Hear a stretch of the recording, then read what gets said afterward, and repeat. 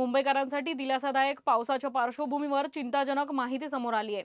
मुंबईला मोठ्या प्रमाणात पाणी पुरवठा करणाऱ्या मोडक सागर धरणाच्या स्वयंचलित पूर नियंत्रण दरवाज्यांमधून पाण्याची गळती होत असल्याचे उघड झाले। दरवाज्यांवरील तळ आणि बाजूचे रबर सील झिजल्यामुळे मोठ्या प्रमाणात पाणी वाया जात असल्याची माहिती समोर आली आहे। मोडक सागर धरणावर एकूण 8 स्वयंचलित पूर नियंत्रण दरवाजे असून प्रत्येक दरवाजाला तळ आणि बाजूला विशेष प्रकारचे रबर सील बसविण्यात आले। या सीलमुळे दरवाजांच्या फटीतून पाणी गळू नये अशी रचना करण्यात आली आहे। मात्र हे सील झिजल्यामुळे आणि कडक झाल्यामुळे दरवाजांमधून पाण्याची गळती सुरू झाली आहे। पावसामुळे धरणांतील जलसाठा वाढत असतानाच अशा प्रकारे पाणी वाया जाणे ही गंभीर बाब मानली जात आहे।